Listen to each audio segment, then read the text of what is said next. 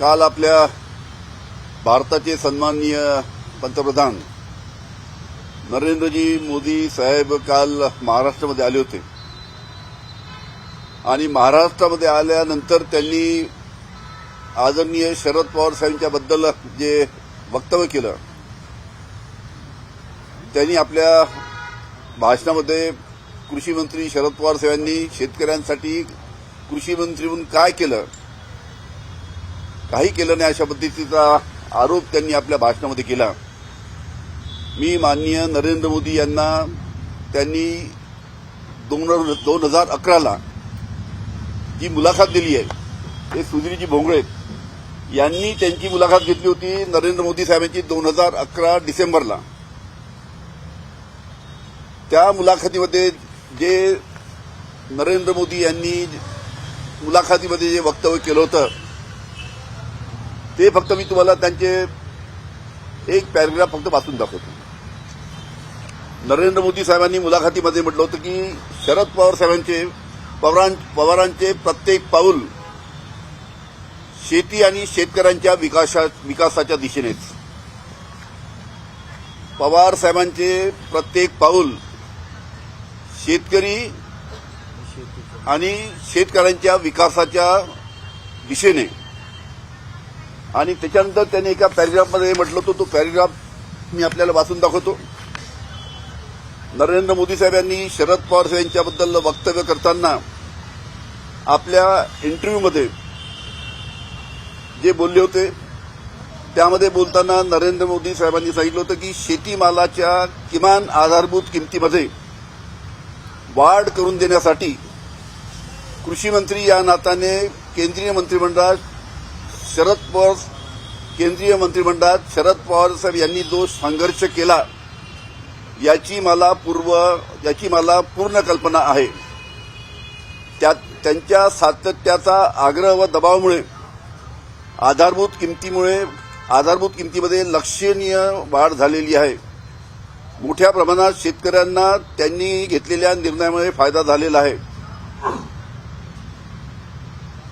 त्यामुळे अशा पद्धतीचं सत्य जे आहे ते कोणी त्यांचं नाकारता येणार नाही. त्यामुळे शरद पवार साहेब हे शेतकऱ्यांचे देवदूत आहेत.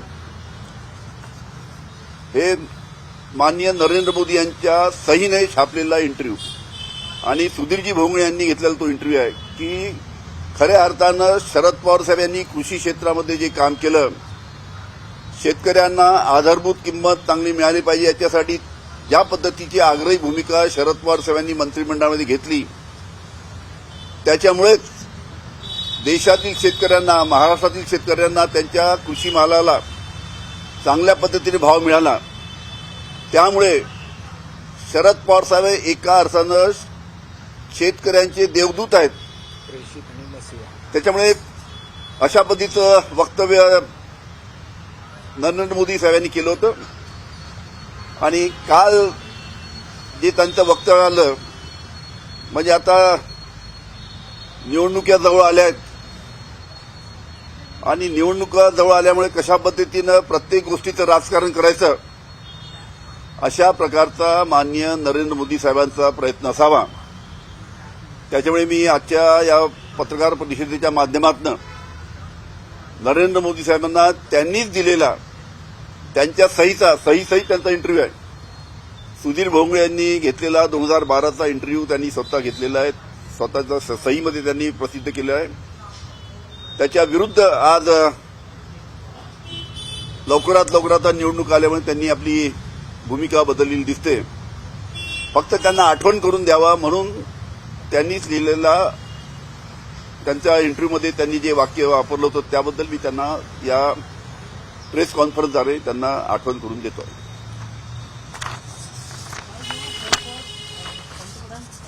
हे मला विनंती राहील हे जर आपण दाखवलं व्यवस्थित.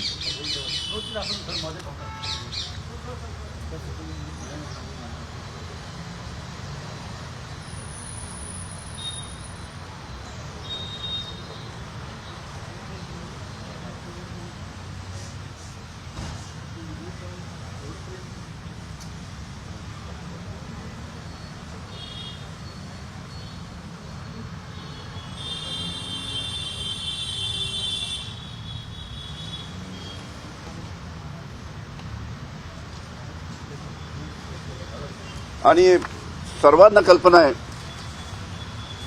कल्पना आहे की भारत जो अन्नधान्यामध्ये स्वयंपूर्ण झाला तो शरद पवार साहेबांमुळे झाला. शरद पवार साहेब कृषी मंत्री व्हायच्या पहिले परदेशातनं आपल्याला धान्य आणावं लागत होतं आपली गरज भागवण्यासाठी. पण शरद पवार साहेबांनी ज्या पद्धतीने निर्णय घेतले, हरित क्रांती त्यांच्या कार्यकाळामध्ये आली, त्याच्यामुळे आपण अन्नधान्यामध्ये स्वयंपूर्ण झालो. शरद पवार साहेबांनी 71,000 कोटीची कर्जमाफी शेतकऱ्यांना दिली. आधारभूत किमतीमध्ये 4 पटीने त्यानिमित्तानं शरद पवार साहेबांनी ज्या कृषी मालाच्या आधारभूत किमतीमध्ये वाढ केली. त्याचबरोबर विदर्भातला जो गोसीखुर्द प्रकल्प आहे, त्या गोसीखुर्द प्रकल्पाला राष्ट्रीय प्रकल्प त्यांच्या प्रयत्नामुळे झाला. गोसीखुर्द प्रकल्पाला राष्ट्रीय प्रकल्पाची मान्यता दिल्यामुळे त्याला केंद्रातनं आणि राज्यातनं मोठ्या प्रमाणात पैसा उपलब्ध झाल्यामुळे तो प्रकल्प शेवटी पूर्ण होऊ शकला. त्याचबरोबर नॅशनल हॉर्टिकल्चर मिशन फळबागासाठी त्यांनी संपूर्ण भारतामध्ये जी योजना आणली, त्याच्या माध्यमातून सुद्धा मोठ्या प्रमाणात फळांच्या उत्पादनामध्ये मोठ्या प्रमाणात भारतामध्ये वाढ झाली आणि त्याचं सुद्धा अनेक देशामध्ये आपण त्याची निर्यात करतोय. अशा पद्धतीचे अनेक निर्णय आदरणीय शरद पवार साहेबांनी घेतलेले आहेत आणि त्याच्यामुळेच मोदी साहेबांनी म्हटलं की पवारांचे प्रत्येक पाऊल शेती आणि शेतकऱ्यांच्या विकासाच्या दिशेने, आणि म्हणून त्यांनी आपल्या कालच्या वक्तव्यामध्ये सुधारणा माननीय मोदी साहेबांनी करावी एवढीच त्यांना हात जोडून विनंती. हा एकदम दुटन झाला, याचं कारण काय वाटतं तुम्हाला? आणि काल ही टीका करत होते तेव्हा दादा जे आहेत ते तुझेच मंचावर बसले होते. दादानी ते ऐकून तर उठून जायला पाहिजे होते तिथून, किंवा जाऊन त्यांना सांगायला पाहिजे की साहेब हे आपण जे बोलतोय चूक आहे, याच्यामध्ये मी आपल्याला थोडी दुरुस्ती सांगतो. आणि वस्तुस्थिती ज्या पद्धतीनं निर्णय पवार साहेबांनी घेतले आणि त्याच निर्णयाच्या बाबतीत आपण स्वतः सुधीर भोंगळे यांना इंटरव्ह्यू दिलाय 2012मध्ये 11मध्ये. त्याच्या पद्धतीनं अजितदादांनी एक तर त्यांना माहिती द्यायला पाहिजे होती. 2 मिनिटं त्यांना सांगून की साहेब नरेंद्र मोदी साहेब 2 मिनिटं जर आपल्याला मी अधिकची माहिती देतो. त्याच्यामुळे बहुतेक अजितदादांनी जर माहिती दिली असती तर त्यांनी मोदी साहेबांनी आपल्या वक्तव्यामध्ये दुरुस्ती केली असती असं मला वाटतं. मोदी साहेब दबावामुळे अजित पवार कुठेतरी काकांच्या बद्दल ऐकून घेत आहे असं वाटते का कालच्या टीकेमुळे वरून? कारण अजितदादा पण शरद पवार साहेबांचाच हात पकडून राजकारणात आले होते आणि मंचावर असताना अशी टीका झाली. मला एकच वाटतं की अशा पद्धतीनं त्यांच्या समोर एकाच व्यासपीठावर अजितदादा असताना त्यांच्या समोर शरद पवारच्या साहेबांच्या बाबतीत अशा पद्धतीचं वक्तव्य नरेंद्र मोदी साहेबांनी केलं, हे ऐकल्यानंतर एक तर त्यांनी व्यासपीठ सोडून जायला पाहिजे होतं, किंवा 2 मिनिटं नरेंद्र मोदी साहेबांना थांबून त्यांनी अधिकची माहिती त्यांना जर दिली असती तर नरेंद्र मोदी साहेबांनी आपल्या वक्तव्यामध्ये दुरुस्ती केली असती असं मला वाटतं. आता अजित पवारांनी ती माहिती मोदींना द्यायला पाहिजे का? म्हणजे इथून पुढे असं होणार नाही. काय आम्ही त्यांना विनंती करू अजितदादांना. बहुतेक हा इंटरव्ह्यू त्यांनी दिलेला किंवा त्यांना कल्पना असेल, आणि अजितदादांनी जर त्यांना अजूनही व्यवस्थित माहिती दिली तर पुढच्या एखाद्या जाहीर सभेमध्ये आपलं वक्तव्य आदरणीय मोदी साहेब बदलू शकतात. हसन मुश्रीफ असं वाटतं की जयंत पाटील सुद्धा आमच्यासोबत आले असते, एका गोष्टीमुळे ते अडकले तिथे आमच्यासोबत शपथ घेतली असते त्यांनी. नेमकी काय ती गोष्ट होती, काय प्रकार होता? तुम्ही पण तुमचं पण नाव घेत होते की सगळ्यात महत्वाची गोष्ट म्हणजे ललित पाटील, ड्रग माफिया ललित पाटील, त्याच्या चौकशीमध्ये 17 लोकांना अटक करण्यात आलेली आहे. पहिली गोष्ट, इतकी दिवस झाली याची चौकशी चालू आहे. इतक्या मोठ्या प्रमाणात इतक्या ललित पाटीलच्या 17 लोकांना अरेस्ट करण्यामध्ये इतका वेळ का? आणि माजी गृहमंत्री म्हणून माझा एकच सध्याचे गृहमंत्री देवेंद्र फडणवीस यांना प्रश्न आहे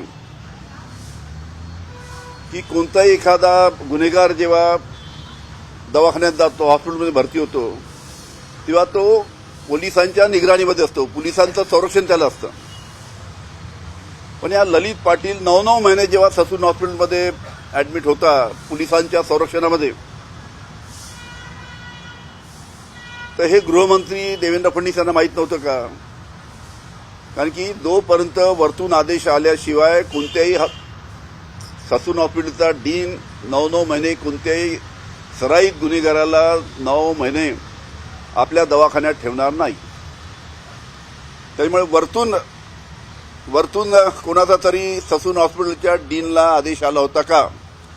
आणि वरतून जर आदेश आला असेल तर हा कोणाचा आदेश होता?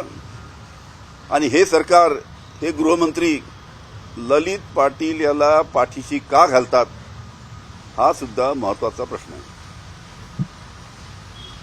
हसन मुश्रीफ एकदम बोलणार का? जयंत पाटील येणार मंत्रिपदाची शपथ घेणार होते असं म्हणतात. सगळ्या चुकीच्या गोष्टी आहेत.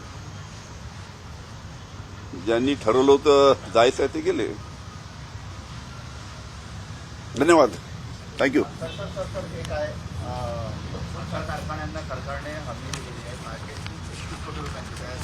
राष्ट्रवादी आणि काँग्रेसचे दोन्ही नेत्यांचे साखर कारखान्याचं समावेश. थँक्यू.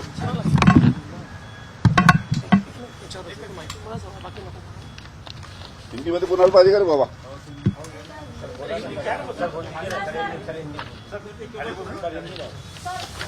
हिंदी में हाँ. नहीं, पहले हिंदी में एक मिनट.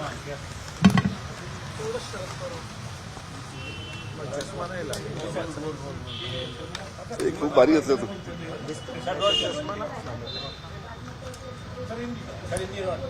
एक मिनिट शांत. ए बाबा शांत राहा. डिसेंबर 2011ला दिलेली मुलाखत आहे असं सांगा. डिसेंबर 2011 पूछिए. केंद्रीय बयान के बाद में क्या आपका ये है आज जो आपने कल भारत के पंतप्रधान माननीय नरेंद्र जी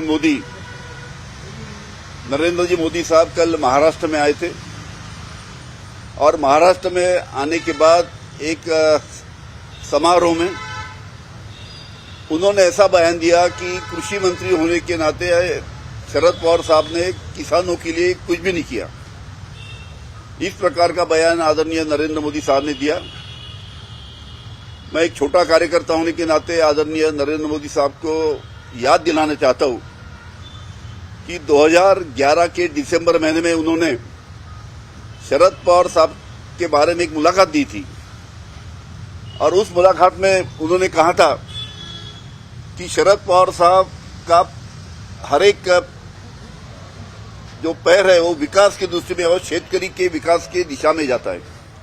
मतलब शरद पवार साहब जो भी काम करते हैं, जो भी निर्णय लेते हो, शेतकरी मतलब किसान और किसान के हित में उनका निर्णय होता है. इस प्रकार का वक्तव्य आदरणीय मोदी साहब ने किया, अपने इंटरव्यू में दिया था. उसी प्रकार उन्होंने और आगे कहा था कि किसानों को जो आधारभूत कीमत जो मिलना चाहिए, जो कृषि माल है उसको जो आधारभूत कीमत किसानों को मिलना चाहिए, इसके लिए कृषि मंत्री के नाते शरद पवार साहब ने केंद्रीय मंत्रिमंडल में ये भूमिका रखी कि किसान का जो गन्ना है, कपास है, सोयाबीन है, पैडी है, ये सभी जो क्रॉप है उसको अच्छी कीमत मिलना चाहिए. उसके लिए पवार साहब ने अपने मंत्रिमंडल में कृषि मंत्री होने के नाते हमेशा उसकी पैरवी की और ज्यादा से ज्यादा किसानों को भाव मिलना चाहिए, उसके लिए उन्होंने काम किया. और उन्हीं के दबाव के कारण, उन्हीं के मतलब शरद पवार साहब के दबाव के कारण ही किसानों को उनके माल की आधारभूत कीमत बहुत अच्छी तरीके से मिली. और इसलिए शरद पवार साहब ये किसानों के मसीहा है. इस प्रकार का बयान खुद 2011 के दिसंबर के महीने में एक सुधीर भोंगड़े साहब जो है उन्होंने उनका इंटरव्यू लिया था. उस इंटरव्यू में उन्होंने इसका जिक्र किया है.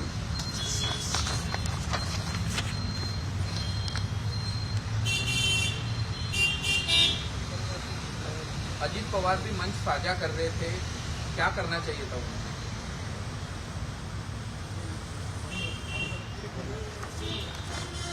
कल जब सुधीर, कल जब नरेंद्र मोदी साहब ने इस प्रकार का बयान दिया, उसी मंच पर महाराष्ट्र के उप मुख्यमंत्री अजीत पवार साहब भी मंच पे थे और उनके उपस्थिति में इस प्रकार का बयान आदरणीय नरेंद्र मोदी साहब ने दिया। जब इस प्रकार का बयान जब नरेंद्र मोदी साहब का आ रहा था, तब अजीत पवार साहब का एक काम था कि 2 मिनट उनको रोक के उनको थोड़ी जानकारी अजीत पवार साहब देते कि भाई शरद पवार साहब ने क्या क्या काम किए और आप ही ने आपके इंटरव्यू में इस प्रकार का जिक्र किया है, तो शायद वो अपना बयान जो कल जो उन्होंने जो दिया वो आदरणीय मोदी साहब नहीं देते। Thank you.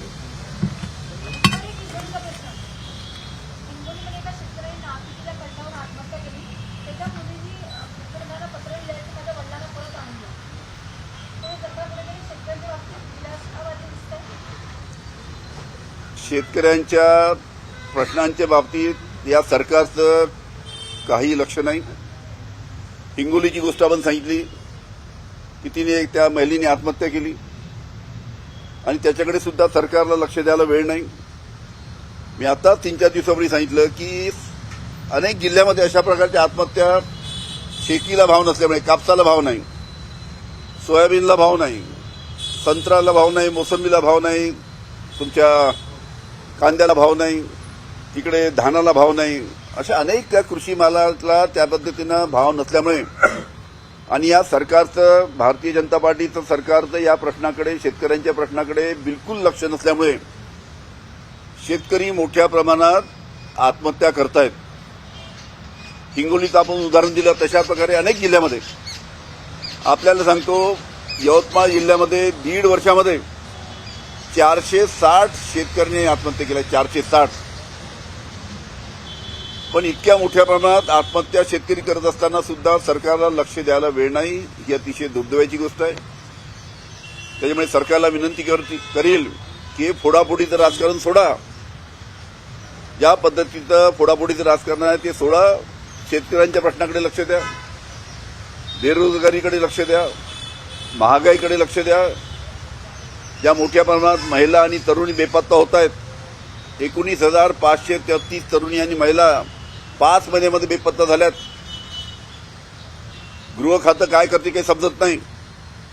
या सर्व गोष्टीकडे सरकारने लक्ष द्यायला पाहिजे आणि हे जर अशाच पद्धतीचं काम जर भारतीय जनता पार्टीच्या सरकारचं चालू राहिलं तर येणाऱ्या लोकसभेच्या निवडणुकीमध्ये आणि येणाऱ्या विधानसभेच्या निवडणुकीमध्ये लोक यांना, जी महाराष्ट्रातील जनता आहे किंवा भारताची जनता, या लोकांना भारतीय जनता पार्टीच्या सरकारला त्यांची जागा दाखवल्याशिवाय राहणार नाही, अशा प्रकारची परिस्थिती आहे। देश विदेशातील प्रत्येक घडामोडींचे लाईव्ह अपडेट मिळवण्यासाठी आता साम टीव्हीच्या सर्व सोशल मीडिया प्लॅटफॉर्मला लाईक, फॉलो आणि सबस्क्राईब करा। तसंच सर्व नोटिफिकेशनसाठी बेल आयकॉन प्रेस करायला विसरू नका।